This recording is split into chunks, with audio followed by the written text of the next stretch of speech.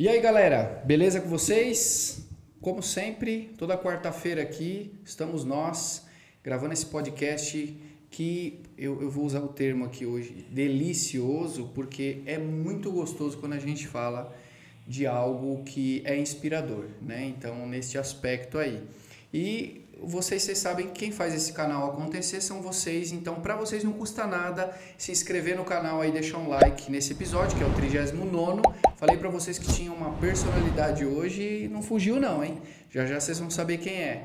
E 39º episódio, você precisa compartilhar ele com a galera, especialmente porque temos uma pessoa aqui que ajudou a nossa história da cidade aqui a bombar. E compartilha, se você quiser fazer alguma pergunta, deixa a sua pergunta aí, depois responderemos todas, né? Tem uma pergunta também, se você quiser perguntar pelo Instagram nosso do Bicast aí, segue a gente também no Instagram, Bicast_podcast. Em algum lugar na tela aqui vai aparecer também um QR Code do Spotify, que pela última vez me disseram, pô, para de falar tudo isso, toda vez isso daí, né? Mas pela última vez eu vou mencionar que o Spotify agora você consegue assistir também em vídeo. O nome disso é videocast. Pode falar o que quiser, mas é videocast, né? Então você pode assistir na mídia que você achar melhor aí, no YouTube e também no Spotify agora em vídeo, beleza? Lembrando que o objetivo deste produto, deste programa, é trazer histórias inspiradoras que possa mexer aí na sua cabeça e fazer você despertar para empreender, ou pelo menos para ser mais resiliente no jogo da vida aí, né? E a pessoa que a gente trouxe aqui, resiliência é o nome dele, o sobrenome dele, né? E eu queria que você cortasse agora para aquela câmera e dê boas-vindas para Vlad. Posso falar Vlad, né? Vlad, por favor. Vlad Parrillo com a gente aqui hoje. Um prazer estar com você aqui. Prazer todo nosso. Legal a gente poder bater papo e aí dividir um pouco, né, daquilo que a gente tem passado, que não são poucas, né? Não são poucas. Vlad, a ideia aqui hoje é, assim, eu tenho acompanhado nos últimos anos um pouco da tua história. Nunca tive oportunidade de falar pessoalmente. A gente se trombou em alguns lugares, Sim, né? sim. Mas nunca tive oportunidade de falar, mas a sua casa, que agora reina num formato diferente, né? Que a gente também vai falar sobre isso, mas foi uma das casas que mais foi... Eu frequentei muitas vezes, porque lá você... Sabe essa pegada sua de trazer novidade? Foi uma coisa que me chamou muita atenção, me encantava. E depois que tudo aconteceu por conta da pandemia, né, foi uma das coisas assim que para mim foi uma perda o formato que tinha, mas você já se reinventou e a gente vai falar dessa reinvenção também hoje. Deixa eu começar esse bate-bola aqui e conversar a respeito de como é que a música entra na tua vida? Como é que esse universo aí da música? Porque naturalmente você não começou a tua carreira profissional mexendo com o que você faz hoje, né? Não. Cara, a música entrou na minha vida muito cedo. Eu comecei a trabalhar com 7 anos de idade. 7 anos? Meu pai tinha uma loja de tintas e ferragens e tal, lá em São Paulo, no Butantã. E quando eu fiz 7 anos, eu tive a permissão para poder ir ajudar ele de sábado. Então, eu ia de sábado limpar lata de tinta, né? Organizar as prateleiras e coisa e tal. E depois de 30 dias, né, ou seja, 4 sábados, passou um cara que passava todo sábado na frente, assim, e aí meu pai chamou o rapaz, não sabia do que se tratava. E aí ele pediu para mim escolher alguma coisa que eu falava de rock pauleira. Aí chamou o cara, aí o cara abre assim, uma cartela assim, com um monte de fitas, e aí eu escolhi as minhas 2 primeiras fitas. Uma era Suzy 4 e Alice Cooper, a outra era Uriah Heep e Sweet. E aí escolhi as fitas, ganhei, fiquei feliz, agradeci meu pai, beleza, mas e daí? Quando é que eu vou tocar essa porra? Né? Aí ele puxou, debaixo da gaveta tinha um toca-fitas Aiko, lembro bem, daqueles de teclas em cima, sabe? E aí foi o presente fechar. Foi a primeira vez que eu tive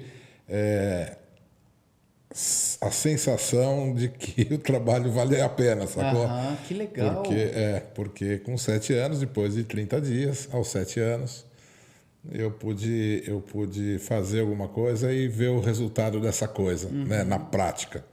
E aí a música entra na minha vida aí, porque aí eu com os meus amigos, e aí o pessoal da rua, os vizinhos e tal, a gente curtia muito o som. Todos eles, eu sou o mais velho da minha família, mas todos os meus amigos ali, meus vizinhos, eles eram os filhos mais novos, né?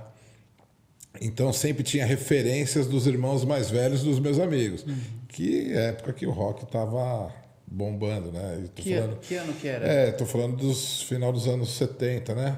Não, 7 anos, final não.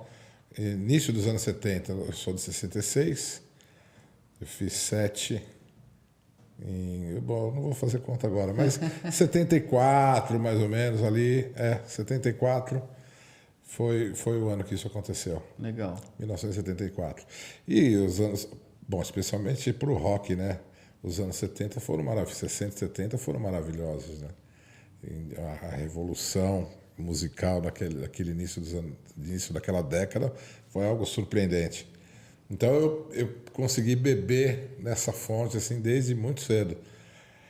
E depois, né, a vida segue, a gente vai fazendo as nossas coisas, mas eu sempre tive uma ligação com música, sempre. Minha diversão, a nossa diversão ali, né, era em shows, né, centro cultural, shows pagando, shows gratuitos, mas a vida não tem sentido para mim se ela não estiver ligada à música. E eu não tenho talento para tocar nada, né? Quando eu toco campainha, ela desafina, então... Entendi. Eu achei que você tocava... Não, cara. Você nunca tocou um instrumento? Já tentei, já me apresentei, já até... Mas assim, zero. À esquerda. Sim, entendi. Entendeu? Então... minha mãe me pôs na aula de violão quando eu era bem menino e tal, mas não tenho vocação para isso. Tentei tocar outros instrumentos, mas não adianta. Não. Mas se você tivesse que escolher, vamos imaginar que você fosse tocar mesmo, tivesse... tem um dom. Que instrumento que você gostaria de... Eu acho que eu tocaria guitarra. Guitarra, né? Isso é bem forte, porque na guitarra, violão, e aí tem todo um monte de outros instrumentos de cordas, né? Que eu acho que eu teria vocação por aí. Não, daqui umas 10 encarnações, né? Porque nessa eu não tenho vocação para porra nenhuma, em termos de fazer, né? Entendi. Por isso o Vila, né? O Vila é o retrato disso, né? Amo, vivo música, não tenho talento para tocar porra nenhuma, então eu chamo os caras que sabem para ir tocar para mim. Entendi. Caramba, que legal. Bem isso, é bem simples assim. Você sempre teve essa consciência aí de que o Vila era um produto de uma... Eu não vou usar dor, né? Porque talvez não era uma dor sua, mas de um desejo seu de tocar que foi expresso por outros profissionais tocando. Cara, não, na verdade o Vila ele é o resultado de uma rebeldia, né? Eu estava num momento muito frustrado com o meu trabalho aqui na cidade. Vou me enroscar aqui. Eu sou de São Paulo, vim para cá, sou publicitário, diretor de arte, fiz muitas revistas, né? Fiz uns projetos assim muito legais, muito legais. E quando eu vim para o Botucatu em 2001, eu já não queria mais trabalhar com isso, estava mais a fim de pensar em outras coisas. Mas não foi possível. Acabei tendo que voltar para a área, fiz uma série de coisas. E no final de 2010, mais ou menos, início de 2011, eu tive alguns clientes que, não vou citar nomes, né, mas não topavam fazer as coisas, especificamente nessa área, né, de bar, de cervejaria, de choperia, né, de casa de eventos, que eu era contratado para pensar e para criar e para sugerir, né, para orientar as ações de marketing, mas de 100% era aprovado 20%, né? Aí eu entrei numa crise, né? Falei, pô, cara, acho que eu sou um péssimo profissional, né? Porque tudo que eu estou pensando, Entendi. Todos os insights que eu tenho, né? Acho que isso, sei lá. E aí eu fiquei meio puto mesmo, sabe, com isso, porque eu achava realmente que o que eu estava fazendo tinha coerência, né? Aquilo que eu estava propondo tinha coerência. E eu falei, quer saber, cara, eu vou fazer um negócio do meu jeito, do jeito que, como se fosse para um cliente, mas eu vou fazer para mim, sabe, com conceito, com forma, né? Com começo, meio e fim, com conteúdo, né? Negócio de verdade mesmo, para ver se eu tô louco ou melhor aposentar a chuteira e trabalhar em outra área. Entendi. Né?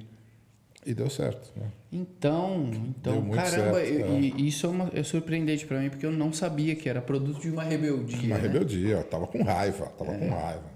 Você sabe que eu trabalho do lado de uma galera de marketing. Isso que você está falando é o prato do dia.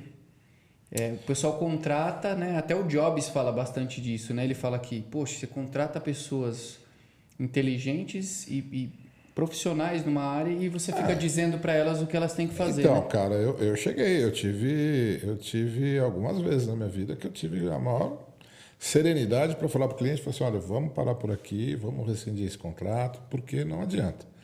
Se você sabe o que você está fazendo, você está gastando seu dinheiro à toa comigo. Entendeu? Faça do seu jeito, do jeito que você quer fazer, que você acha que está legal.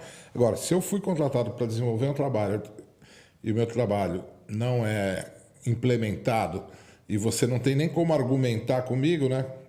Então, fica profissionalmente isso é muito chato, muito chato. Então, eu já tive, algumas vezes eu falei, economiza o seu dinheiro, não adianta, faz do seu jeito que está dando certo. Então, o mercado publicitário naquela época estava uma verdadeira bagunça. E não sei hoje como está, que eu estou fora desse olhar, né? Eu mirei meu olhar para outras coisas.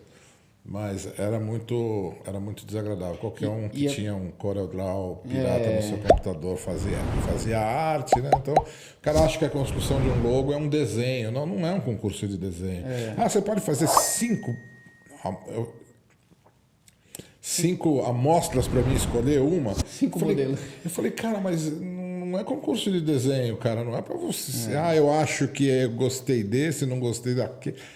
Quando a gente vai construir, por exemplo, uma logomarca, cara, existem fundamentos, existem coisas que você tem que atender e contemplar, né, de uma forma gráfica, simplificada, para que essa mensagem seja transmitida para o seu cliente. Perfeito. Cara, e aí o cara te pede 5 opções, não dá, eu não tô fora disso daí, isso não rola. É até ultrajante, né, cara? Porra, sabe? Então eu tô... Sabe aquela história? O cara te pede um orçamento, você faz um briefing, levanta tudo que é o trabalho, você chega lá numa razão de que o seu orçamento para desenvolver aquele trabalho é X. Né? Se eu aceitar 1/3, 1/4 de X, é loteria, né? Se você fizer uma leitura reversa, eu estou brincando com o cliente. Pô, se eu podia fazer por 2,5, por que eu pedi 10? Entendeu? Então, isso não existe, né? Quando você vai fazer um levantamento de custo para desenvolvimento de um trabalho, isso é uma coisa séria. Isso são horas de trabalho, tem uma série de coisas que entram para você poder chegar naquele valor, naquela quantia. E a pessoa chega para você e fala, dá para fazer por 1/4 desse valor? Meu, cara, desculpa, não vai rolar, né? É verdade. Só que você tem um monte de gente que não é profissional, que não tem o fundamento, que não sabe o que está fazendo e que está se aproveitando de uma brecha. E aí vai pegando, e aí o mercado fica contaminado, né? Então você chega numa gráfica, né? Uma gráfica está lá para desenvolver impressão. Tudo certo? Concorda? É isso, sim, né? Sim. Ótimo. Então, ele não tem que fazer criação. Você chega lá, o cara está criando. O cara está criando, mas quem é o cara que está criando? Qual é a formação desse cara? Entendeu? Então, e o cara não cobra, quer dizer, você acha que não cobra? O salário daquele funcionário, né? Se ele for registrado, então, né? Aquilo não está, de alguma forma, embutido no custo da impressão? Entendeu? Então, uma gráfica tem que... Eu só peguei uma gráfica, por exemplo, um exemplo, né? Mas se você tem você tem que ter um profissional para fazer a tradução técnica, né? Às vezes isso você tem que ter, esse departamento de uma gráfica, né? De pegar aquele conteúdo que você está recebendo da criação, né? E traduzir ele de uma forma técnica para poder a máquina ler ali. estar naquela leitura compatível com o equipamento que o cara tem. Sim. E que de cada gráfica é de um jeito. Bom, enfim. Então eu estava muito de saco cheio desse segmento, e aí eu falei, quer saber, eu vou fazer... E eu ainda montei o Vila e ainda continuei com a minha agência. Entendi. Na verdade, minha agência existe ainda até hoje, né? Meu filho que toca ela, e ela migrou mais para a área de vídeos, né? Produção de clipes e tal, documentários, essas coisas. Mas eu dei a empresa para o meu filho do meio, Guilherme. E aí foi essa experiência, né? Do tão prazeroso que era chegar... Eu não via a hora de chegar quinta-feira para ter o primeiro show, cara. Entendeu? Então, fantástico, né? Essa sensação que a gente teve, a oportunidade, né? De viver, né? Que foi lindo mesmo. Está sendo ainda, né? Está sendo, né? Diferente, né? Ainda estou numa fase de adaptação, né? Interna, ainda, né? Mas ainda assim está sendo legal. E você falou que o que você implementou no Vila, né, que para você que está ouvindo a gente aí no Spotify ou está assistindo no YouTube, o Vlad ele está à frente de uma iniciativa extraordinária chamada Vila Blues, né? Que é uma casa aqui que já trouxe vários nomes, né? 160. De 2012 até antes da pandemia. 160 internacionais, né? Fora os nacionais. Fora os nacionais, né? Que trouxe muitas atrações internacionais aqui, de grande peso, do Tennessee, de tudo quanto é lado. Mississippi, né? nossa. E Mississippi, várias outras. As noites nunca mais serão. Era muito legal mesmo. E uma coisa que era muito curiosa que eu falava para minha esposa é que às vezes você chegava lá tipo 11 horas, né? Pô, vai começar 11 horas, meia-noite.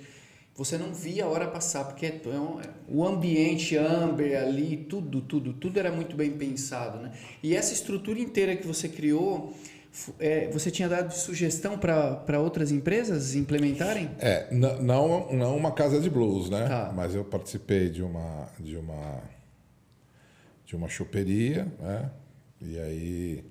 Olha, se esse cara tivesse topado, te juro mesmo, essa choperia ia sair, ia ter notícias dela não só no Brasil, cara, te garanto, porque ia fazer um troço muito louco. Né?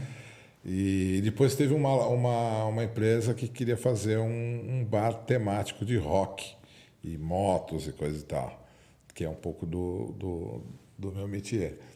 Então... Também planejei, pesquisei, fiz, e aí foi menos de 20% que foi aprovado. E aí é complicado, cara. Aí você falou, deixa eu partir pro meu aqui. Deixa quieto, vamos. E porque dá uma frustração, né? Sim, cara? sim. Dá uma frustração. E quando foi que você sentiu que deu certo? Cara, eu vou te falar que eu senti que deu certo. A gente nunca sente que deu certo. Eu, pelo menos, nunca sinto que deu certo. Porque a cobrança interior... Você é muito exigente também? Sou muito exigente. Então, eu sempre estou ligado em coisas que a grande maioria das pessoas não estão ligadas. E aí eu me cobro por isso, né? Então, eu estou sempre... Quem assistiu aquele desenho animado que tinha um burro, e em cima do burro tinha um cara com uma varinha, com uma cenoura lá na frente, né? Uhum. Então, eu sou esse burro, entendeu, cara? Eu estou sempre correndo atrás, né, achando que eu vou conseguir melhorar. E, de fato, melhoro. Sim.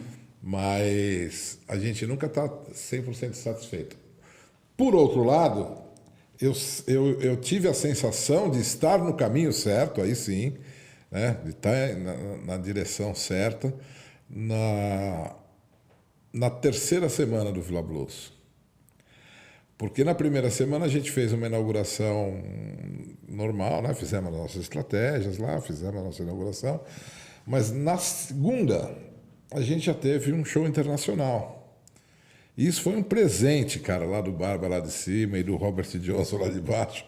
Quem não sabe o que é Robert Johnson, vai lá no Google, pesquisa lá, Robert Johnson, vai entender o que eu estou falando.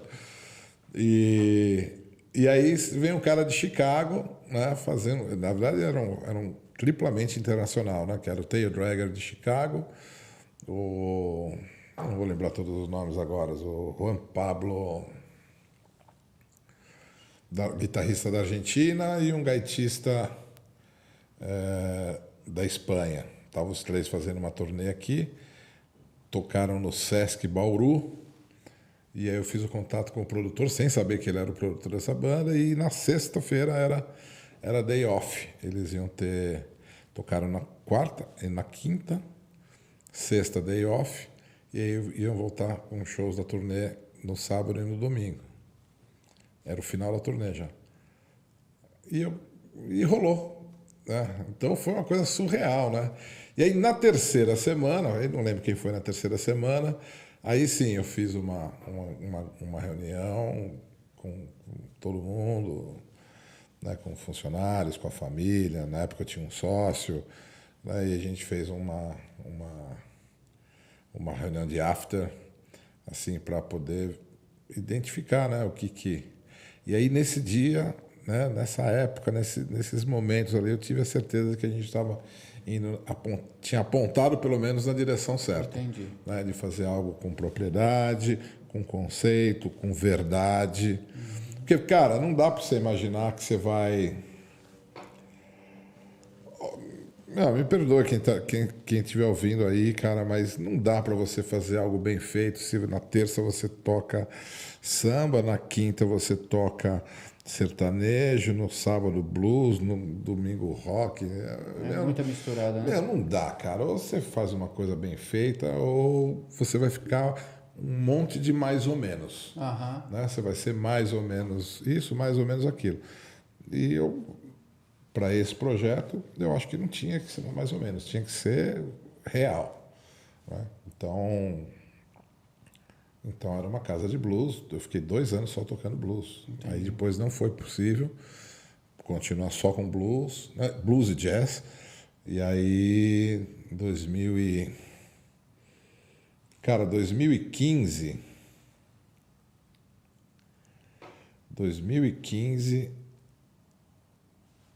Não. 2012, 2013,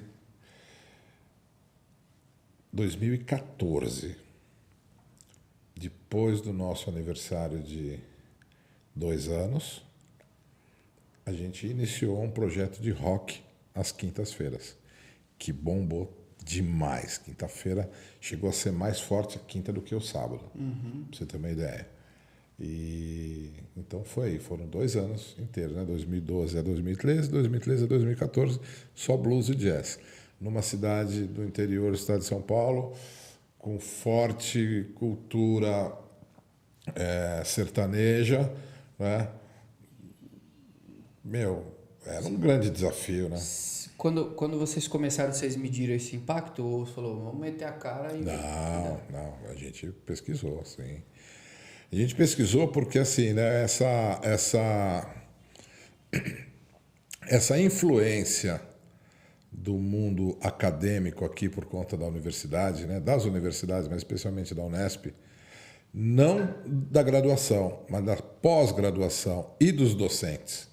Né? Então você tinha uma massa crítica, temos até hoje, né, uma massa crítica de pessoas que têm um nível cultural muito elevado. Gente que já viajou, que já foi para palestra, porque já foi... Enfim. E essa massa crítica era o mínimo que a gente precisaria ter para poder implementar uma coisa que a grande maioria, né, a massa nem sabe, até hoje nem sabe o que é blues, né? Mas a gente achou que tinha condição de implementar esse projeto, sim. Não foi a olho, não. Foi pensado. E a gente acertou isso daí, sabe? Porque realmente era uma coisa que as pessoas... Muita gente, né, que queria e nem sabia que queria. Né? Muita gente estava com isso adormecido. Né? Esse movimento de sair, né, para um evento cultural, gastronômico, né? Sim. Porque não era só... Não, Não era só a música, era todo um contexto ali, né? Era realmente muito bem pensado. Temático, né? Então a gente, né, não dá para você chegar no Vila Blues e comer bolinho de feijoada, né? Adoro bolinho de feijoada, mas então a gente tinha que ter uma outra coisa, né? A gente tinha que ter uma coisa que tivesse a ver com com o nosso segmento. Então você encontrava bolinhos, mas você encontrava bolinhos de jambalaya, né? Que é lá do sul dos Estados Unidos. Exatamente. Todo empreendedor, ele tem aquele dia que ele falou, nossa, esse dia foi marcante. Esse dia aqui eu estava explodindo por dentro de felicidade, as coisas aconteceram, né? Eu acredito que você deve ter também. Você lembra um dia assim que foi muito marcante Cara, eu lembro um dia que foi muito marcante, porque eu fiquei muito puto, porque eu trouxe um cara que eu queria muito, Vastai Jackson. Esse cara é embaixador da cultura do grande estado do Mississippi.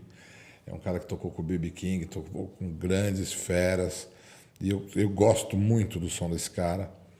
E aí eu fiz um evento imaginando que todo mundo gostava também, mas ninguém nem sabia, na verdade, né? E a gente está vivendo um momento terrível, né? Das pessoas têm uma preguiça, né?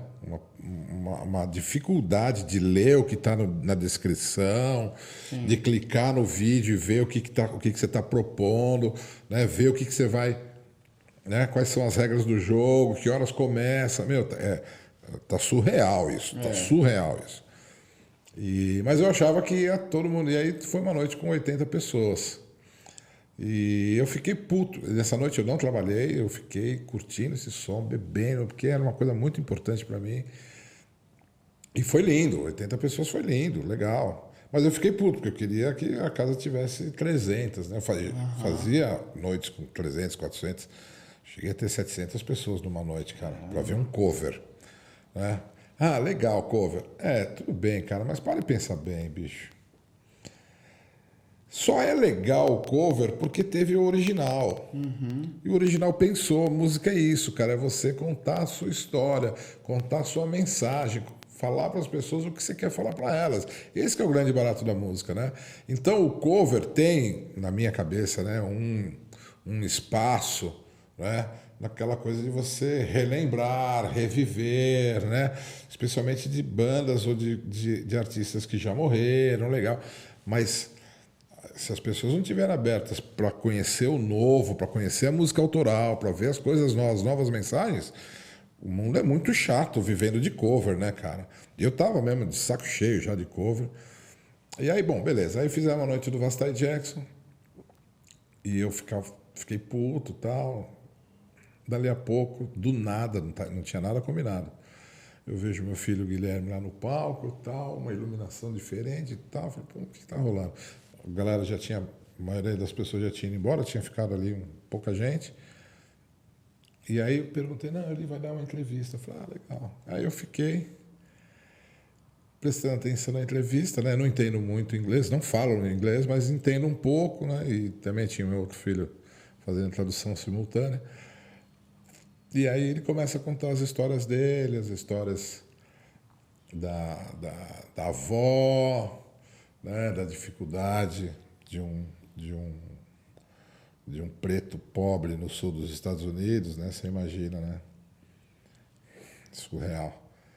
E aí foi e tal, até que no determinado momento ele pega um violão que estava em cima do palco da banda de abertura que tinha largado lá no palco. Ele pega o violão e ele improvisa uma música que ele lembrou falando da avó, uma canção antiga, e aí ele começa a falar. Eu tenho esse vídeo, posso te mandar, se você quiser colocar depois um trechinho. Legal, quero. Porque ele agradece, cara, a Botucatu por ter recebido ele. Porra, é emocionante, cara. Por ter recebido ele. Pede pro Vila Blues trazer ele de novo, né? Naquele improviso daquela canção antiga, sei lá, da década de 30. É emocionante, é de chorar, cara. Eu não posso nem lembrar muito dessas coisas. Então essa foi uma noite muito marcante, porque ela começou ruim por causa da minha expectativa, né? Da minha frustração, né? Mas Eu fiquei frustrado por quê? Porque, na verdade, eu sempre digo que o que importa é a qualidade e não a quantidade, né? É o conteúdo, né? Mas ali, naquele momento, criei essa expectativa de ter um monte de gente. Ah, para mim ganhar dinheiro? Não. Não tem um show internacional que eu ganhei dinheiro, cara. A maioria deles era prejuízo na certa. E eu fiz assim mesmo por causa do conceito, tá? E aí eu tinha, se eu fizesse 1 ou 2 shows internacionais por mês, eu tinha todos os outros dias do mês para poder cobrir aquele déficit, mas eu não podia ser uma casa de blues que não traz blues. Sim. Né? E não dá para trazer só blues de outros países, né? Porque senão o custo... Pô, se o blues nasceu lá nos Estados Unidos, eu tenho que trazer os americanos. Não tem como. E aí depois dessa música, que foi um tapa na minha cara com luva de pelica, né? Essa entrevista e especificamente essa música, está registrado. Aí ela se transformou em uma noite muito inesquecível, porque ela começou mal e depois eu caí na real, né? Ele na simplicidade, com a importância dele, mas na simplicidade dele, agradecendo a recepção que o Botucatu fez para ele e agradecendo ao Vila Blues e pedindo para o Vila Blues trazer ele de novo. Cara, E você trouxe ele outra vez? Cara, eu não trouxe ele, depois veio a pandemia e aí não trouxe ele de novo. Mas nos meus festivais eu tenho em mira trazê-lo de novo. Porque esse cara, esse cara é fora da curva, cara. Que legal. Dá pra perceber que você ficou, Nossa. você fica emocionado mesmo. É realmente uma... tem momentos que marcam a gente. Né? Você viu que interessante você falou, né? Começou ruim e terminou surreal. Nossa, cara, nossa. Fiquei, né? Fiquei pequenininho, né? Falei, pô, tá vendo, cara? Eu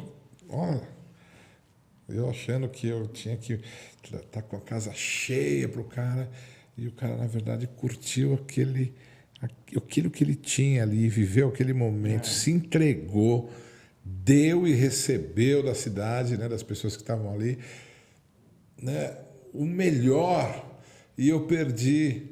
Fiquei 2 horas aqui emburradinho porque tinha pouca gente, né? Então eu fiquei, no final da noite, eu fiquei pequenininho. Entendi. Né?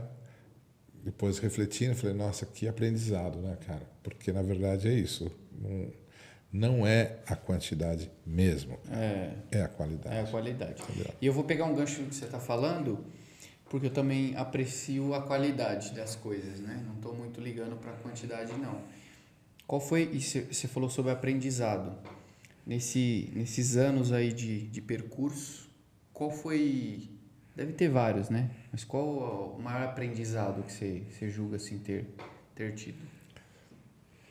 Esse foi, cara, são muitos, né, bicho? São muitos, mas tem uma coisa um pouco perigosa. Preciso tomar bastante cuidado com o que eu vou falar. Tem muitas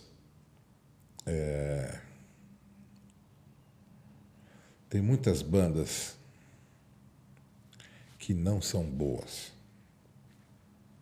mesmo, tecnicamente falando. O cara desafina, o outro sai do tom, né? Mas elas envolvem as pessoas de tal forma que elas imprimem e resgatam boas lembranças, né? E aí às vezes eu ficava chateado com isso também. Falei, puta merda, eu tô fazendo esse show,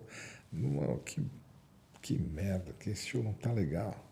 E aí eu tinha um monte de gente falando, nossa, Vlad, porra, essa banda arrebentou, porra, foi legal. Eu falei, isso dava um nó na minha cabeça, né? Porque eu tenho essa cobrança que eu te falei um pouco. Eu tô ali, eu tô cobrando, eu quero, não tem essa, tem que ser o melhor, eu sou muito comprometido com esse resultado, né? E aí depois eu paro para refletir e falo, pô, cara, mas tudo bem, não é, olha que paradoxo, né? Não é a qualidade técnica da banda, mas é a capacidade que eles têm de tocar as pessoas, tocar o público, né? Então, isso aí abre um campo para várias reflexões, Sim. né? No campo profissional e no campo pessoal, né? Então, esse é um aprendizado, esse foi um aprendizado, porque se tivesse um monte de gente reclamando, eu ia reclamar junto. Falei, pô, até mesmo, você não, calma, eu vou trazer essa banda aqui, porque o cara desafina, pô. Não, mas o aprendizado foi outro, né? Mesmo não sendo tecnicamente excelente, mas eles têm a capacidade de imprimir e de resgatar boas lembranças no público. Então, isso é um aprendizado, isso dá um norte um pouco diferente, né?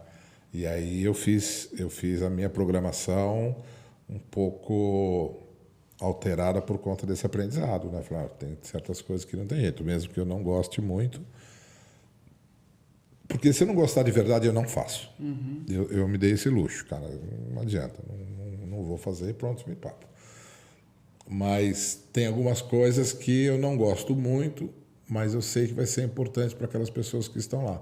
E quando a gente está com as portas abertas ao público, é difícil chegar, não tem uma receita, né? É um mix da minha satisfação pessoal, é um mix que tem também o ingrediente do resultado financeiro, tem a satisfação do público que está indo lá, porque eu não estou abrindo. Se fosse para mim ter o melhor, fico na minha sala, tenho um DVD legal, tenho uma TV de tela grande, né, tenho um projetor, tenho um equipamento de som, fico lá quieto na minha casa, curtindo a maior qualidade. Não é, né? O Villa Blues, né, quando a gente vai fazer um evento, ele acontece quando está todo mundo junto. Então a gente tem que contemplar um pouco da parte pessoal, né, um pouco da parte empresarial e um pouco da parte do público, né, da satisfação do público que está lá.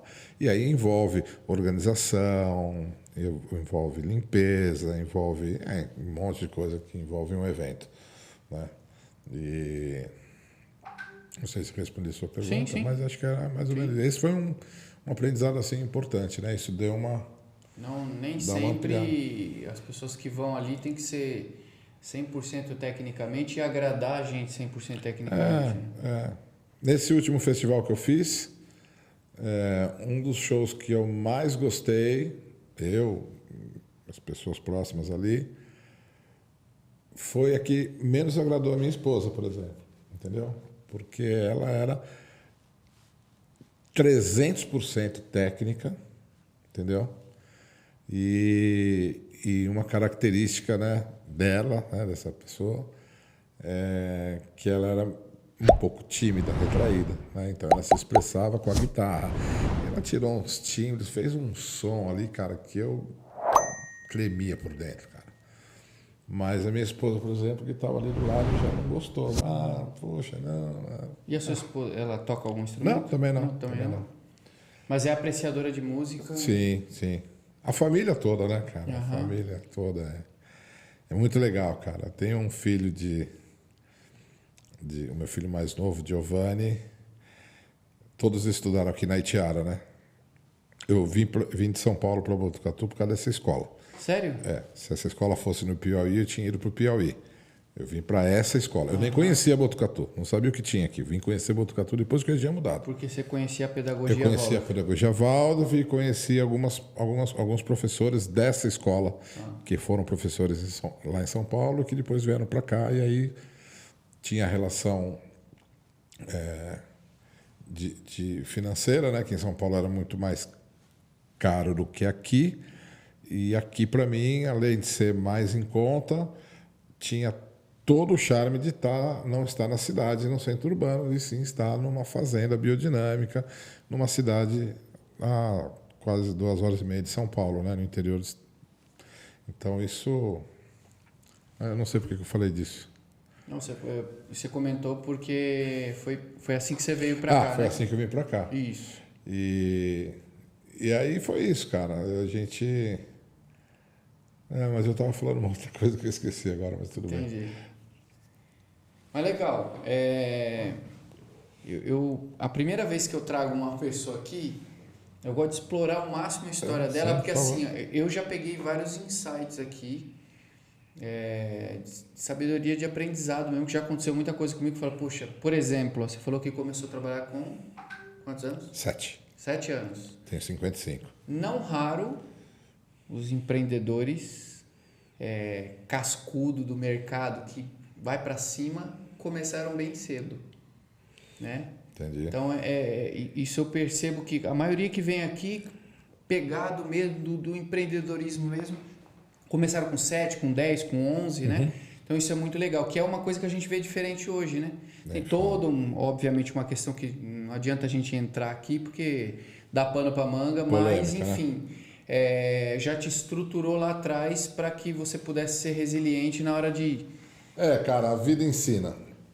A vida ensina. A faculdade ensina também. A faculdade te ajuda, né, a você aprender. Mas o aprendizado é seu, de cada indivíduo. E um dos maiores nomes da propaganda brasileira não tem faculdade, né? Então, eu questiono bastante essa coisa da faculdade, velho. né? Na boa. Porque tem certas coisas que não dá para ser. Se você não dá para você ser um dentista se você não passar por uma faculdade. Sim. Né? Mas tem outras coisas que, né, você pode ser um. Eu não vou falar, mas tudo bem. eu sei. Tem outras coisas que você pode trazer a realização pessoal e se transformar num profissional sem necessariamente passar por uma faculdade. É isso que eu quero dizer. Entendi. Eu acredito nisso. Sim. Né? E essa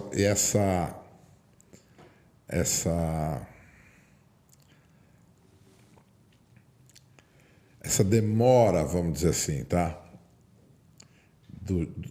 Do ser, né?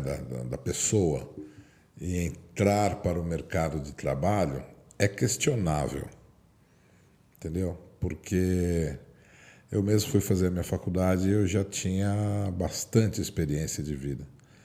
E eu já trabalhava na área.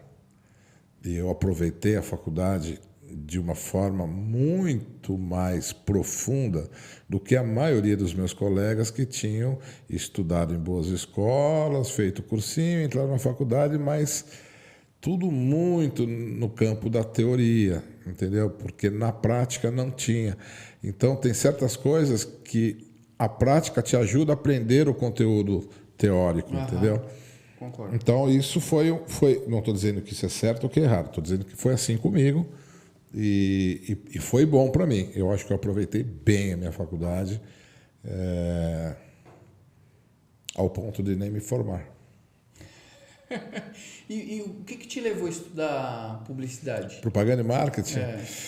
Cara, é porque eu estava na área mesmo. Eu já tinha tido bastante experiência nessa área. E comecei minha vida profissional. Com 17 anos eu montei uma... Sempre tive facilidade para desenho. Sempre gostei de pintura, desenho e tal. E num determinado momento, lá para os 13 anos, eu acho, meu pai tinha um cliente lá na loja de tintas, que era um fotógrafo e um arquiteto, assim, fora da curva, saca? E um cara de uma certa idade. E eles trocavam muita ideia e tal, e conversavam bastante. Eu sempre gostei, cara, de estar próximo dos mais velhos. Sempre gostei. Aí, é uma sacada. Sempre gostei. Eu ia tomar... Minha mãe fazia bolo, eu bem menininho, eu vou voltar nos 13 anos, mas minha mãe fazia bolo e aí pegava um pedaço do bolo que ela fazia e falava assim, Vlá, minha mãe me chama de Vlá, vai lá no seu Toledo e leva o bolo para ele. Então, eu ia... Quem era? Seu Toledo e Dona Angelina. Seu Toledo foi o motorista particular do Dr. Vital Brasil. E a dona Angelina, os dois eram espanhóis, né? Toledo e Angelina, não sei o sobrenome dela. E a dona Angelina era governanta espanhola. E já bem velhinhos, né? Aquele velhinho típico, com aquele carro velhinho, todo limpinho, chapéu, guarda-chuva, terno, gravata, para ir na padaria comprar pão. Era bigodinho branquinho, assim, meu. E eu adorava, cara. 2 vezes por semana rolava isso, né? Minha mãe fazia. Quando ela não fazia, mãe, não vai fazer o bolo do seu Toledo? Você então, cobrava. aí eu ia, levava o bolo, aí ele me servia um café, a gente sentava. Olha, tá vindo tudo na minha cabeça agora. Aquela casa de vovozinho, assim, com as cristaleiras, tudo. Casa simples, mas tudo lindo, tudo lindo, tudo lindo. Café, mantecal, sabe o que é mantecal? Aham. Mantecal. Dona Angelina fazia mantecal. Aí ela põe mantecal ali, que eu adorava. E aí eu ficava escutando histórias das coisas que eles viveram na Espanha, das coisas que eles viveram aqui, no começo da fundação do Instituto Butantan, né, das experiências, das histórias de vida. Cara, e era assim com a minha avó, com o seu Toledo, com o seu Pascoal, que era um italiano que vivia do outro lado da rua. Então, essa coisa de estar com alguém que conhece mais do que eu, claro, pela vida, e eles terem a disposição de compartilhar as suas experiências, contando as suas histórias, eu acho o máximo, cara. Aham. Entendeu? E aí a minha vida inteira foi isso.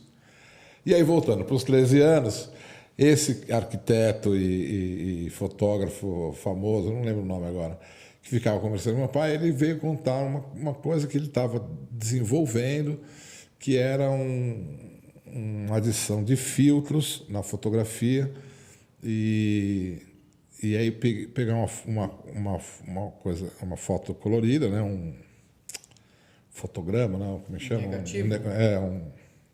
No caso era um positivo, né? Porque ele trabalhava com era positivo. Negativo é diferente. Sim, né? sim. Ele trabalhava com positivo. Mas ele pegava o positivo e estava construindo, né? E desenhou lá para o meu pai. Eu só escutando história ali. Naquele balcão, naquela loja de tinta, escutei muita coisa que me serviu na minha vida, cara. Muita coisa. E aí ele estava fazendo a coisa dos filtros para poder fazer uma serigrafia. Serigrafia, né? Não sabia bem o que era isso e tal. Aí cheguei a perguntar, ele me explicou e tal. Bom, conclusão, ele estava desenvolvendo um jeito de fazer quadricromia, né, em serigrafia, porque ele tinha um plano de fazer algumas coisas que ele já fazia com serigrafia, né, arte, né, ele já fazia em serigrafia, monocromático ou com cores chapadas, né, imprimia tinta vermelha, tinta azul, a tinta amarela, tudo bem. E ele que falou, pô, mas eu quero fazer de um jeito que eu vou misturar as 4 cores básicas e eu vou ter todas as cores, assim como é qualquer coisa impressa. Né? Uhum. E eu achei aquilo o máximo, cara, o máximo de tecnologia, eu com 12, 13 anos. Né? E aí fui me interessando por aquilo, meu pai me ajudou e eu comecei a fazer serigrafia. Né? Esse cara me ajudou muito também, me ensinou a fazer umas técnicas rudimentares e tal. E eu comecei a pegar alguns desenhos meus e transferir isso para as camisetas. Né? Já fazia pintura de camiseta e a pincel, né? Assim, normal. E aí poder fazer uma produção em massa. Né? Achei aquilo o máximo, né? Com 13 anos, achei o máximo. Caramba, pega uma camiseta aqui, um desenho meu aqui, vou imprimir 50 camisetas, vou vender 50 camisetas. E eu fui, 17 anos eu tinha uma confecção. Montei uma confecção, primeiro uma serigrafia, depois uma confecção.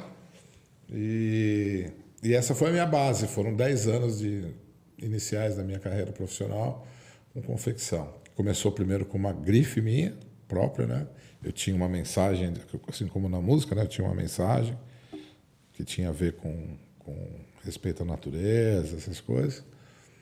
E aí depois, na segunda metade da confecção, acabei me especializando. Aconteceu a eventos. Então, eu produzi material para muitos eventos e fui em muitos eventos. Né? Depois disso, tive uma gráfica expressa, um bar, enfim. Depois agência. E acabei não terminando a faculdade, porque eu trabalhava no segundo ano da faculdade. Eu comecei a trabalhar junto com os meus professores, ou melhor, eu tinha trabalho e contratei os meus professores para trabalhar nos trabalhos para mim, né? E aí, no terceiro ano de faculdade, eu comprei o bar que a gente frequentava, eu e os professores da propaganda e marketing. Acabei comprando o bar e aí ficou difícil. Eu falei, aí ficou complicado, né, cara? Aí ficou complicado. Então, eu ainda mantive 3 anos, eu ainda mantive trancada a faculdade, que eu esperava voltar para fazer o último ano, mas não voltei, não. Acabei. Então, minha história foi mais ou menos isso. Você vê que interessante. Eu ouvindo isso, eu também gosto bastante de história. Ouvindo isso, eu já penso assim: a importância dos pais propiciarem um ambiente de sensibilização para os filhos, porque seu pai estava te educando ali no balcão da empresa, mas a exposição que você teve ali para pessoas colocou você num rumo, colocou, foi ali inclusive de empreender, porque teve várias questões. E curioso, né? Meu irmão, filho do mesmo pai da mesma mãe, ele já tinha uma outra vocação, e aí especialmente minha mãe e meu pai, né? Especialmente minha mãe também forneceram um monte de coisas com ferramentas. Isso aconteceu com meu filho mais velho, com o Ítalo, né? Que minha mãe, né, a avó dele, também incentivou muito ele essa coisa. Hoje você vê as coisas. O Ítalo praticamente construiu boa parte do primeiro Villa Blues, do segundo, e agora estamos fazendo um outro negócio doido aí. Eu não posso falar nada ainda. No vídeo ele está pintando. Eu assisti um vídeo ontem do Villa? Na página do Villa, e aí ele é meio alemão, assim? É o mais clarinho de todos. Eu vi que ele pintando umas madeiras, uns negócios. O Ítalo tem uma habilidade para fazer as coisas, e meu irmão também tem. Né? Mas foi isso, né? Quer dizer, essa cara dos pais de ver as aptidões dos seus filhos e dar as condições para eles, né? Entendeu? Isso é fantástico, cara. Isso você não vai aprender numa escola. Exatamente. Isso é na família, velho. Não tem.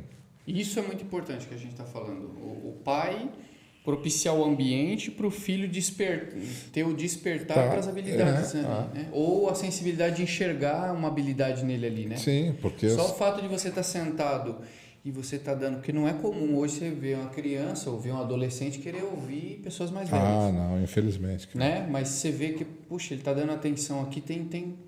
Eu acho muito legal a cultura oriental, né, que tem um respeito pelos seus idosos, né, uma devoção até, né, porque é lógico, é tão básico isso, né, cara, viveu mais, chegou primeiro, viu coisas que a gente não vai ver, entendeu? Se eles tiverem a disposição de compartilhar e dividir isso com a gente, surreal, né?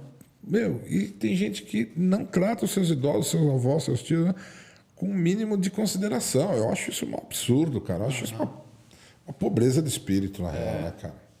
E nessa trajetória aí, a gente, obviamente, tem esse incidente que aconteceu no mundo aí inteiro, né, da pandemia, né?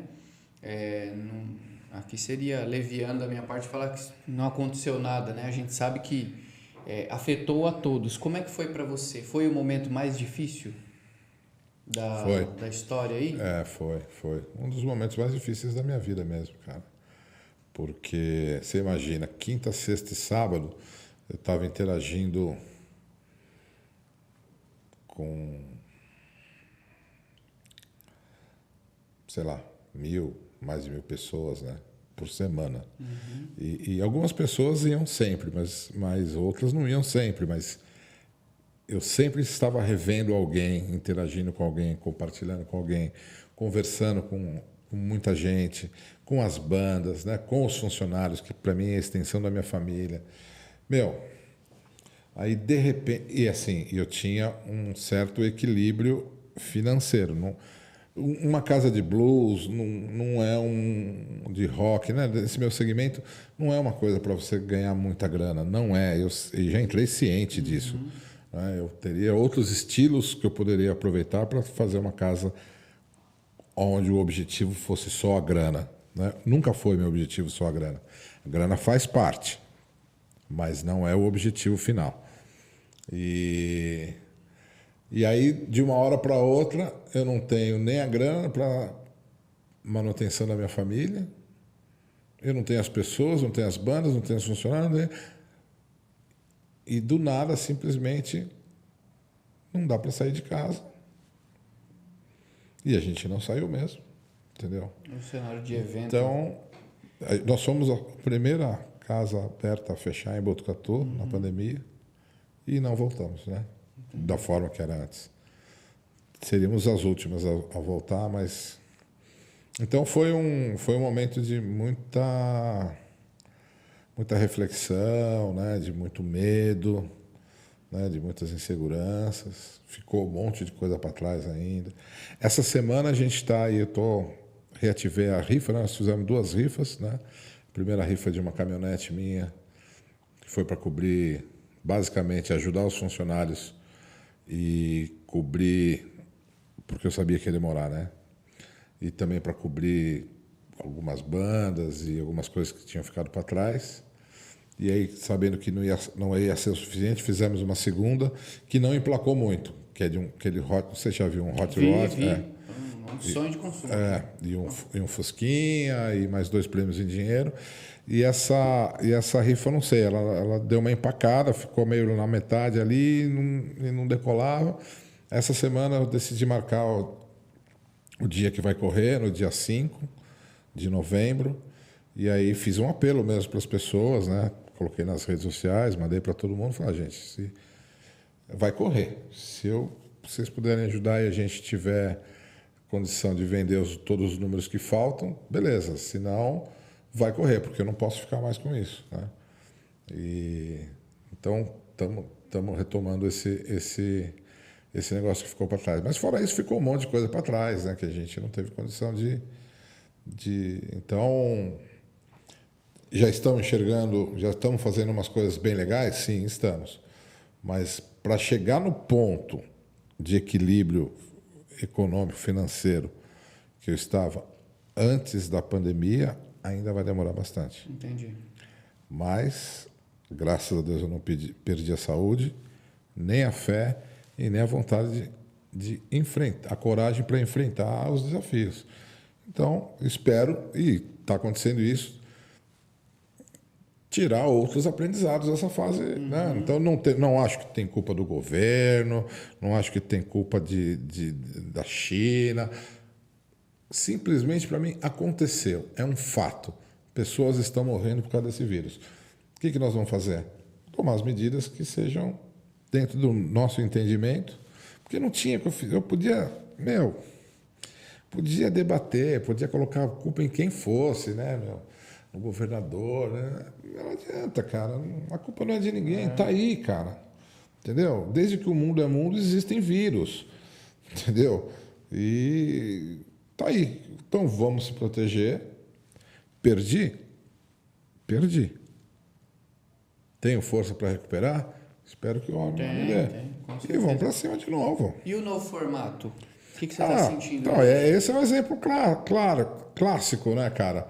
Não dá para ser como era antes, entendeu? Porque na hora do desespero, eu vendi toda a estrutura, não tinha onde guardar, né? Você imagina, no meio da pandemia, com tudo trancado, como é que eu ia sair para procurar um imóvel, para poder alugar esse imóvel, contratar, e sem grana.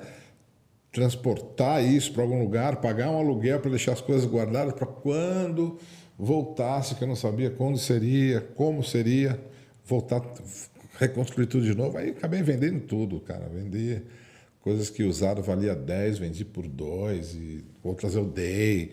Sinto muito, cara. Não teve outra escapatória.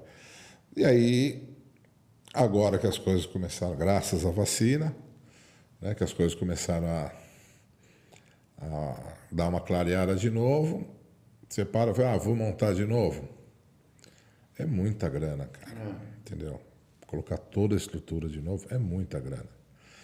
Então eu falei, não, vamos tentar fazer de uma forma diferente, né? Que forma que eu consigo fazer? Consigo fazer assim.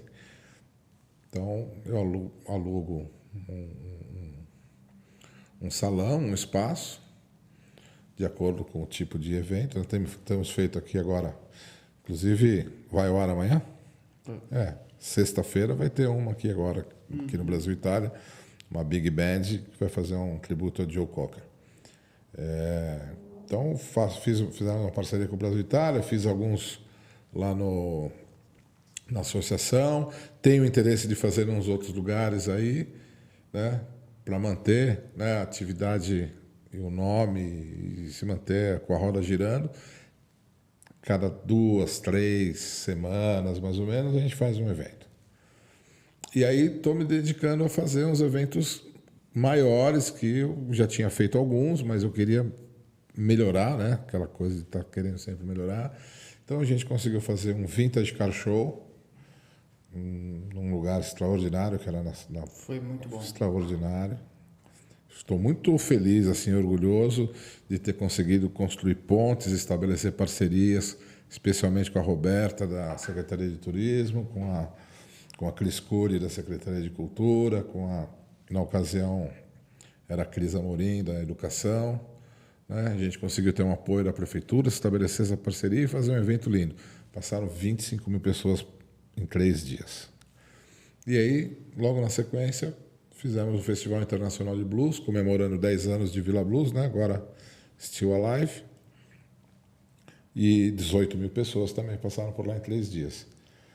Então, aquilo que parecia ser uma verdadeira catástrofe, hoje estou dizendo que estou me sentindo assim muito animado em descascar mais essa, sabe? De encarar esse novo desafio, de fazer de uma forma diferente, né?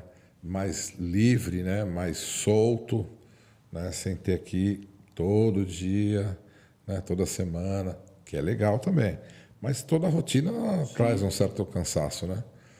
Então agora estou tentando enxergar isso de uma forma positiva, como uma nova fase, né? E eu acho que as pessoas estão curtindo, porque as pessoas estão indo nos eventos, os eventos estão rolando. Você acha que o fato de agora, de uma forma mais escassa, né? Porque agora ele é mais pontual, porque também ele é mais robusto, você acha que o público está... Não sei, cara. Eu acho que, assim, nem sei se todo mundo já voltou, assim, à vida como era antes, cara. Tem muita gente que às vezes eu ainda encontro que ainda está meio recluso, que ainda está... sabiado. Porque não só com medo... todo mundo está vacinado, mas não só por causa do medo do vírus, mas porque mudou um pouco o jeito de processar as coisas, né? Quer dizer, esses 2 anos em casa, né? Quem vivenciou isso, cara, isso traz consequências mesmo, né? Não estou dizendo nem que é positivo nem que é negativo, mas muda, seu estilo muda, né? Acho até que, sei lá, a pessoa às vezes escolhe melhor aonde vai, entendeu? Entendi. Sabe? Ficou mais seletivo. Eu tenho um pouco dessa impressão, entendeu? Pô, não vou num lugar onde está uma muvuca, não, eu vou num lugar... quero ir, mas eu quero ir num lugar, entendeu? Voltamos à qualidade. Voltamos à qualidade. Então, é uma nova fase, legal, estou curtindo isso, né? E tem muita gente me pergunta, né? Até uma certa cobrança, né? Pô, quando é que vai ter um Vila fixo de novo? Eu falei assim, não sei, cara, agora não é a hora, entendeu? Não é a hora por conta desse recurso para poder montar de novo, que eu não tenho, né?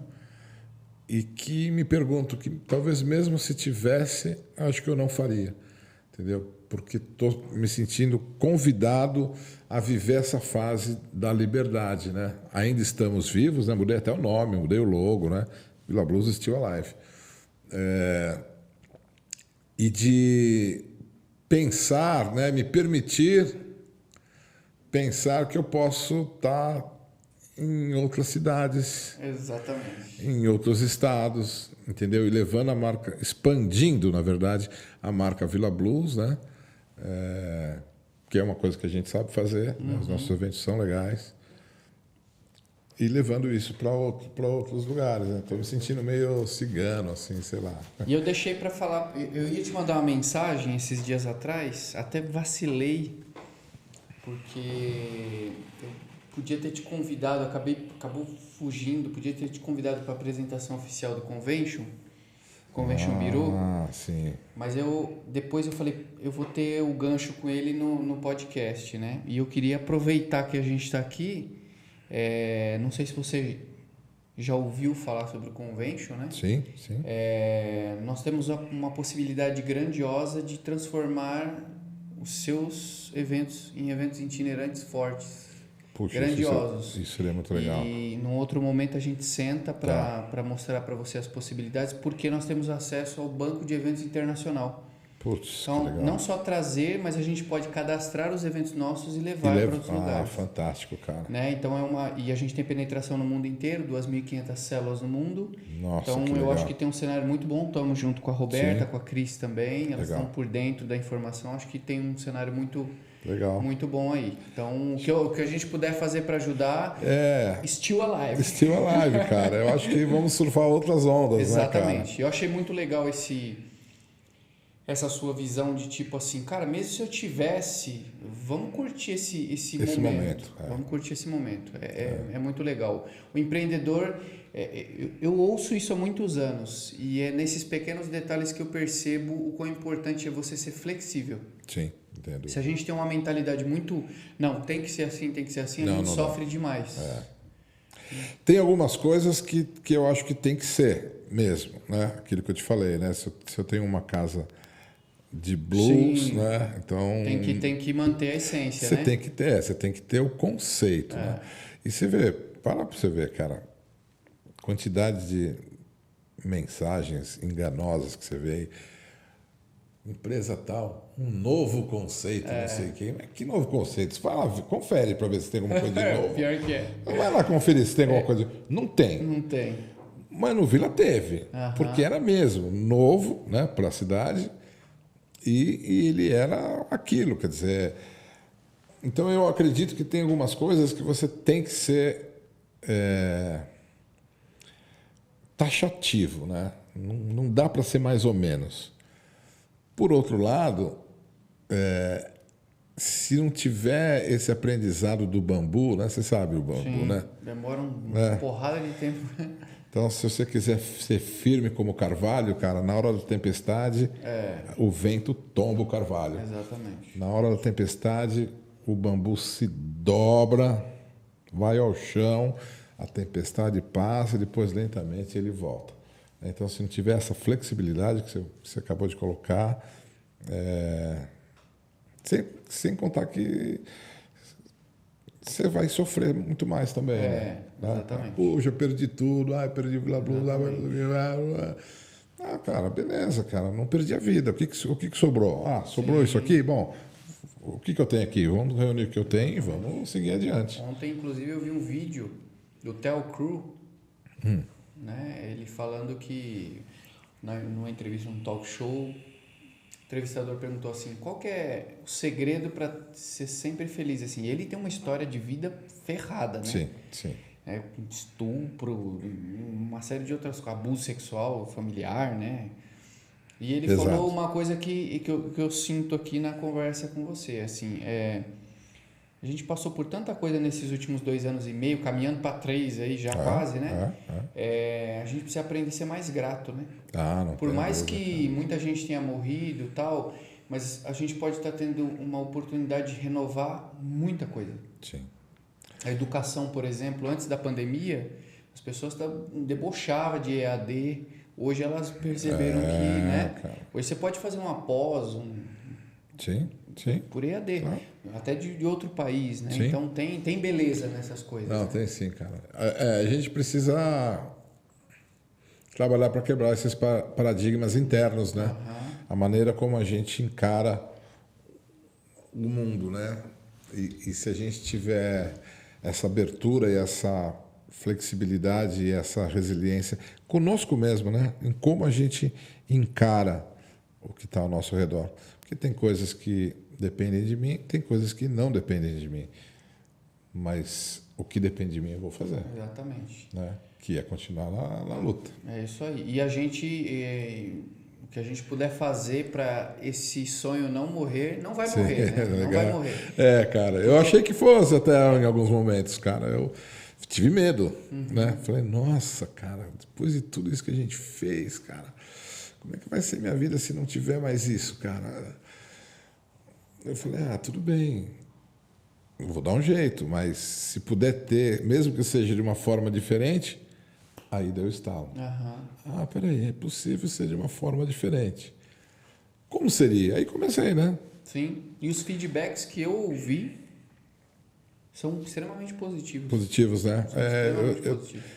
Eu tive também muita gente falando coisas boas a respeito desses eventos, cara. Tem muito espaço bacana para explorar ainda, para fazer. Nossa, se Deus quiser. Vamos nos aproximar. Cara, E se der certo, o Vintage de 2023 e o Festival de Blues 2023, cara, vocês se preparem, porque vai ser de cair o cu da bunda. Desculpa falar a palavra, desculpa o francês, mas vai ser, entendeu? Porque eu tô com uma mensagem assim que eu quero passar com esse festival e com esse Vintage, que vai ser muito lindo, se Deus permitir. Com certeza.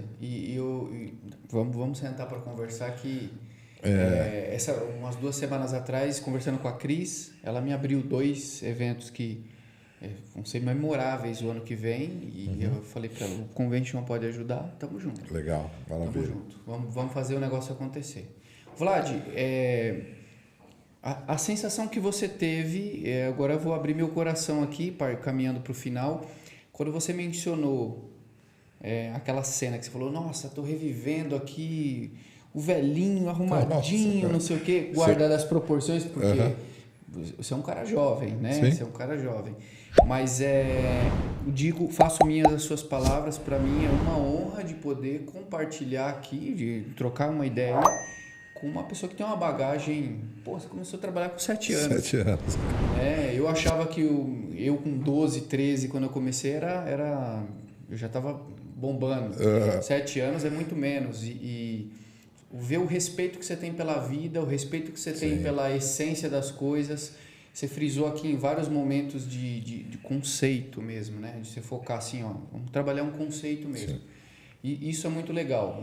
Estar cercado de pessoas assim, de pessoas visionárias que não tem medo de enfrentar, é uma honra. Eu queria te dizer, cara, que isso é importante que eu vou te falar agora, cara. Não sou eu. É eu e nós. Porque eu tenho que dizer que sem o apoio, né, dessas pessoas próximas, né, da minha família, minha companheira, meus filhos, meus colaboradores, meus amigos, meus inimigos, né? Porque o amigo sempre apoia o que está dando certo. O inimigo é aquele cara que te mostra onde você está falhando. Porque ele não tem piedade, ele vai e te aponta na onde você está pisando a bola. Quem tiver olhos de ver, que veja, porque ele está te ajudando. Então, tantas coisas positivas, tanta gente, né, querendo que a coisa aconteça e se escorando um dos outros, né? Quer dizer, você podia ter ficado quieto aqui agora, você não precisava ter me falado nada disso do Convention, mas, porra, olha que legal. Então, você percebe, essas conexões vão acontecendo, né, cara? Então, sou eu? Não. Somos nós. Né? Obrigado pela oportunidade de estar aqui. Foi uma delícia. Para mim foi, de verdade, de coração, foi uma honra. Sensacional. Na primeira temporada nossa, cada temporada tem 30 episódios. Tá. Algumas pessoas que eu entrevistei te conhecia e falou, putz, você tem que entrevistar o Vlad. Pô, que legal. Eu não sei por que motivo, não tem uma explicação. Talvez ali a gente estava com um roteiro de pessoas. Sim. Mas eu falei, na segunda temporada eu quero. E aí veio nos agraciar com o retorno, né? O Still Alive. Sim, legal. Quando retornou, eu falei, é agora. A gente tem legal. que conversar. Não para dar corte, essas coisas, não, que a gente não está preocupado com ficar postando corte aí, fazendo nome em cima de ninguém. Mas porque realmente é uma coisa que não pode deixar de existir. Legal. Coisas boas não podem não podem acabar. Legal. E o que a gente puder fazer para não permitir que isso aconteça. Legal. Né? Obrigado. Geralmente nos finalmente eu faço um bate-bola aqui que eu acho muito legal. Não sei se você se lembra de um quadro que tinha no Fantástico, uns par de anos atrás, que é o que a vida me leva, como é que era? Eu acho que sei do que você está falando. Que era um pano fundo de preto e eles faziam algumas perguntas para algumas pessoas famosas, né? O que eles pensavam? Então falava-se uma palavra e eles traduziam que... E eu sempre tive o sonho de fazer isso com as pessoas, porque eu acho que nessas palavras elas colocam para fora as emoções delas, né? Eu vou falar algumas aqui e você, de maneira sucinta, diga o que representa para você, tá bom? Família. Tudo. Música. É mais que tudo, né, cara? Música é o meio, é o fluido, é o que está dentro e fora, ontem e hoje, em cima e embaixo. É música, né? É o fluido. Natureza. Alimento. Pedagogia Waldorf. Pedagogia Waldorf é uma proposta de vida para os alunos e para as famílias. E como para mim família é tudo, então é um caminho diferente. Para chegar no mesmo lugar, mas é um caminho diferente. Deus. O Pai. Sua companheira. Companheira mesmo. Quantos anos vocês estão juntos? 35. 33 casados e mais 2. Companheira mesmo. A gente briga todo dia e a gente faz as pazes todo dia, entendeu? Que legal. Não é fácil, né? Arte. A arte é o ser, a expressão do ser, né? Mesmo aqueles que não se consideram artistas, ainda assim são. Toda vez que você se expressa, você pode estar fazendo arte. Old School. Old School é um estilo, cara. São as referências, as raízes. Né? É o que ajuda a indicar o norte. Legal. Blues. Blues é vida, cara. Blues é... Eu vou fazer um pequeno parênteses aqui. Pesquise um pouco sobre blues, cara. Blues é uma história de vida, de sofrimento, de resiliência, de superação, de alegria, de amor, de tristeza, de coragem, de enfrentamento. Olha, arrepia. Blues é um estilo de vida, cara. E eu não podia deixar de falar Vila Blues. Vila Blues é minha criança, cara. É demais, eu adoro.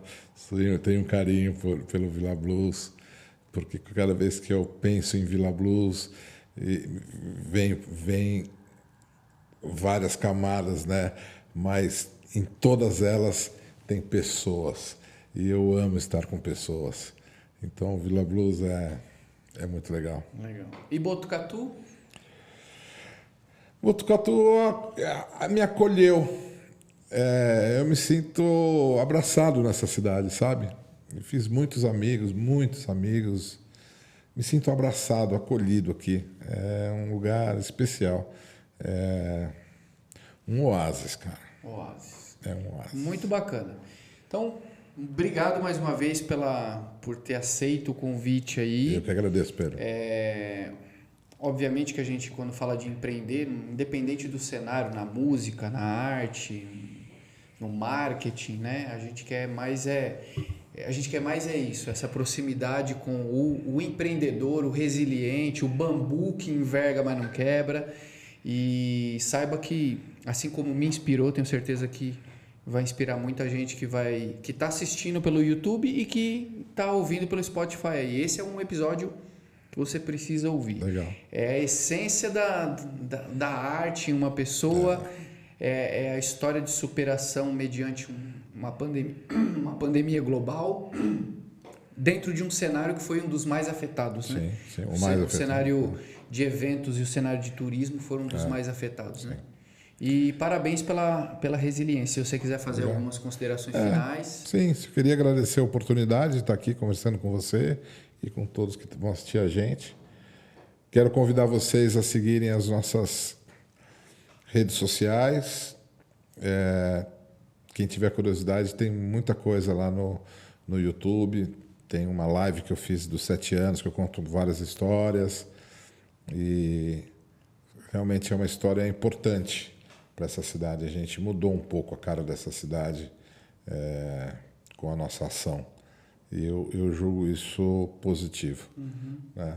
E é isso. Quem quiser e puder ajudar a gente na rifa do Hot, ainda está rolando. Okay. É só acessar villablues.com.br. Legal. Vamos deixar aqui a descrição do site, villablues.com.br. Se quiserem seguir no Instagram. Eu não sei. Tá, se não me engano, tá vila.blues. Vila.blues. É o Gui que cuida disso para mim. Isso. E tem muita coisa legal no canal do Vila Blues no YouTube. Então, tem, cara. Tem muito vídeo bacana. Você quer ter uma ideia? Eu acho pouco provável que alguém que está ouvindo, que seja daqui, não conheça essa história que realmente revolucionou. Mas se você ainda não viu, entra no canal do Vila Blues, põe Vila Blues Botucatu.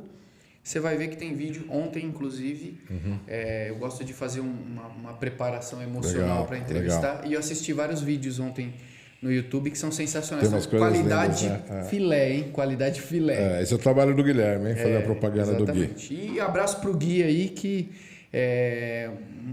várias vezes que eu estive presente lá, fez uns registros fenomenais, é um fotógrafo. Ele é legal mesmo. Top. Até para a gente finalizar, um que eu nunca vou esquecer que eu fui lá foi o tributo a Amy Winehouse. Foi sensacional. Foi com a banda Black Mantra, né? Black Mantra. Meu Deus, foi. Eu queria ter trazido o Black Mantra aqui para o Festival de Blues, mas não tinha orçamento. É uma banda cara. Mas foi aquele show foi maravilhoso. Perfeito.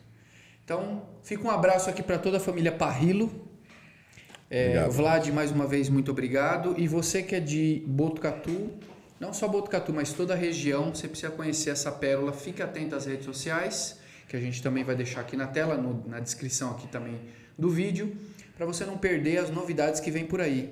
Esse fim de semana tem... Essa sexta agora tem tributo ao Joe Cocker. É sensacional, viu? É uma big band, 14, 16 pessoas no palco, backing vocals, metais, um show lindo. Não tem nem como eu não ir nesse. Então, eu espero que esse não tem como escapar. Esse eu irei, tá aqui do ladinho, né? Legal. Vamos assistir, vamos prestigiar sim. E se você quiser saber um pouco mais dos eventos, saber um pouco sobre a rifa dos carros aí, né? Sim. Que são fenomenais também, que eu acredito que deve ser uma dor no coração desfazer deles, mas por uma boa causa, né? É uma operação de salvamento. É uma operação de salvamento. Entendeu? Mas eu tenho certeza que dias melhores virão e esse ressurgimento da Fênix aí vai ser sensacional. Então, siga também nas redes sociais. Não esquece de fazer a liçãozinha de casa aí. Dá muito trabalho para a gente bater as agendas, fazer os convites, conseguir trazer as pessoas aqui para contar essas histórias realmente que são maravilhosas nos detalhes. Então, se puder aqui, segue a gente aqui o canal, compartilha esse vídeo. Se você conhece o Vlad, comenta aí alguma história curiosa aí que você de ter conhecido o Vlad em algum momento. Se você já foi ao Vila Blues, conta pra gente aqui no descritivo aqui qual foi a melhor banda que você já esteve lá apreciando. Conta um pouquinho pra gente, porque realmente fez a grande diferença. Realmente a gente pode dizer que foi um novo conceito trazido para esse realmente foi um novo conceito para Botucatu, e a gente precisa aplaudir de pé grandes iniciativas como essa, beleza? Obrigado. A gente se encontra no próximo episódio, que vai ser o 40º episódio também, que também vai ser assim, a gente vai falar de arte aqui, mas diferente, porque a história dessa pessoa que estará presente no 40º é uma história que vai te inspirar e vai mostrar mais uma vez que oportunidades estão disfarçadas de problemas. Então não perca o 40º episódio na semana que vem. Grande abraço para vocês, valeu. Esse foi mais um Bicast. Pedro Souza aqui com vocês. Valeu. Da hora, né? Uhul.